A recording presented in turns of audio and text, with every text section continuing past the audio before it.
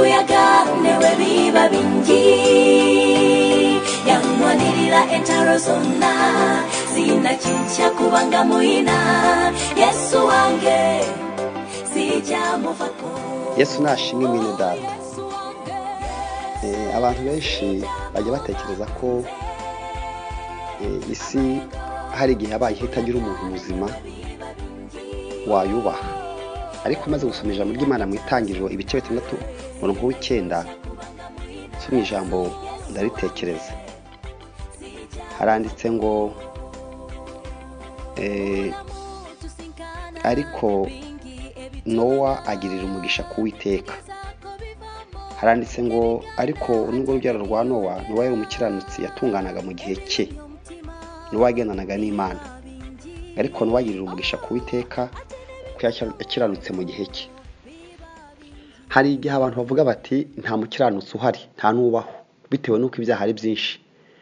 Yusomye mu bice 6 byo mu Itangiriro ubona ukuntu Imana yafashe icyemezo gikomeye cyo kurimbura abari mu isi.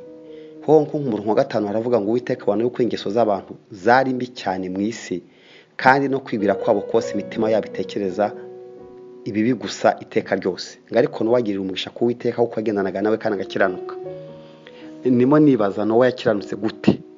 Yabibwiwe nande kuki yabikoraga? Kuko ranabona ko no mu gihe wakaga ubwato ariyo nkuge nta muntu abashe kuza kwifatanya nawe uretse we n'umuryango we. Bivuze ko abantu bari barononekaye nk'uko ijambo ry'Imana bivuze. Ariko ntangajwe n'Imana kubona nubwo isi yose yarononekaye hariho umuntu umwe gukiranuka. Nimo nanjye nkubwira nkuci ijambo ry'Imana ngo nubu umwe mu bakiranuka. N'uba mu kazi uri umwe nta wundi ukiranuka ujye ubikora. Nushaka uzaba umwe ntibizagutangaze abanyabyaha babaye benshi ngo uvuge ngo ubwo babaye benshi ngo Imana yabemereye gukora ibyaha. Mu gihe cyawe mu kazi kawe aho wirirwa ijambo ry'Imana rirakubwiye ngo Nowa we yakiranukaga mu gihe cye, kandi ngo yari umukiranutsi, kandi abikora mu gihe isi yose yononekaye.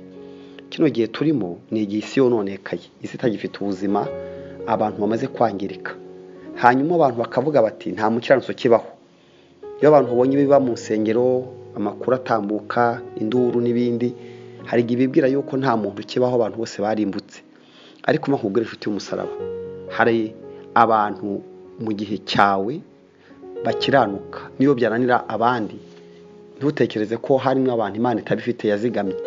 Nowa rero ubonye ko Imana yamuzigamye, maze kumuzigama nawe ubwiwe irimutangiye ubuhamya ko Nowa akiranuka mu gihe cye. No kuvuga ngo igihe cyawe ni iki cyo gukiranuka, ba maso watagira utwara ikamba ryawe. Reka ro mu kanya dukomeze nyuma yo kumva indirimbo, ariko nkubwira ngo igihe cyawe ni iki cyo gukiranuka, cyo gukora ibyiza tukarebere ku bandi, ahubwo uburyo ba wowe kubyemeza ufata, kandi ari wo mugisha wawe byona ekingumya nekimpa amanyi rwakuba Yesu wange abera kumpi nange. Yesu wange sija muvako. Yesu wange sija Yesu wange amayengo kibuyaga newe biba bingi yanwanirira entaro zonna sina kincha kubanga muina. Yesu wange sija muvako. Iyo usomye ijambo ry'Imana, Bibiliya itwereka ko iyo umuntu abonye abanyabyaha ari benshi cyane, abanyabyaha bakabahuri, hari igihe ucika intege ukavuga uti nta muntu muzima kibaho. Ariko icyo kibazo cyabaye no kuri Eliya. Ubwo Abisirayeli baraguye bagasubira mu byangwa n'Uwiteka bagasenga izindi mana, Eliya yaribwiye ati, anabibwira n'Imana ati ni yenyine usigaye, abandi bose barabishe. Imana iramubwira ngo ntabwo uri wenyine, hari n'abandi bari 7,000 batarapfukamira Bayali. Hari abantu ro buriye baba bahari mu kintu cyica umuntu no kumva kuri wenyine. Ariko njye nkumenyesha yuko utari wenyine muri uru rugendo, ibyo unyuramo byose uko byabiri kose n'amazina yabyo, hari abandi utazi babinesha kandi bagakiranuka. Jya ukiranuka rero ntuvuge ngo ni ngiye nyine bibaho, kuko Eliya yarabwiwe ngo mfite ibindi 7,000 bitarapfukamira Bayali. Ntabwo Eliya yarabizi, kandi Eliya nawe koko ntiwamurenganye, yabonaga iruhande rwe n'imisi amaze nta muntu n'umwe ari kubona ukiranuka. ako Imana ifite abandi bantu tutazi.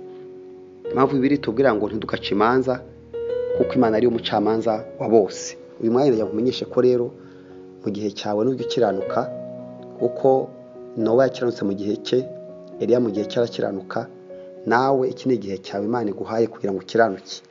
Ndashaka rero ko nsengana nawe kugira ngo Imana igushoboze gukiranukira aho uri mu byo ubamo n'ibyo wirirwamo, kubera yuko hari igihe witwaza abanyabyaha ni benshi ngo ubwo Imana yarabyemeye, ariko Bibiliya iravuga ngo ukora ibyaha n'uwa Satani, umukiranutsi n'umukiranutsi. Ukiranuka niwe mukiranutsi, ukora ibyaha n'uwa Satani. Reka nsengane nawe Imana kugira ngo Imana igushoboze gukiranuka. Mwami Yesu, nagushimiye kubw'uyu mwanya mwiza uduhaye. Mwene data mushiki wanjye akeneye gukiranuka mu gihe cye, kuko ntazabazwa ibyabaye atarabaho cyangwa ibizaba nyuma ye, ahubwo tuzabazwa ibyo mu gihe cyacu. Muhe umugisha rero kuko kumva ijambo ryawe, kandi amaboko y'Imana abe kubyo akora byose mu izina rya Yesu Kristo. Amen. Uko bwije uko bukeye duhura n'ibiduhangayikisha, tugerageza uko dushoboye kugira ngo turebe ko twabivamo, ariko bikarushaho kwiyongera. Ibibabaza umutima n'ukuri ni byinshi, ugakubita hirya ugakubita hino, bikanga bikayoberana. Rimwe na rimwe ukumva neza isi kurangiriyeho,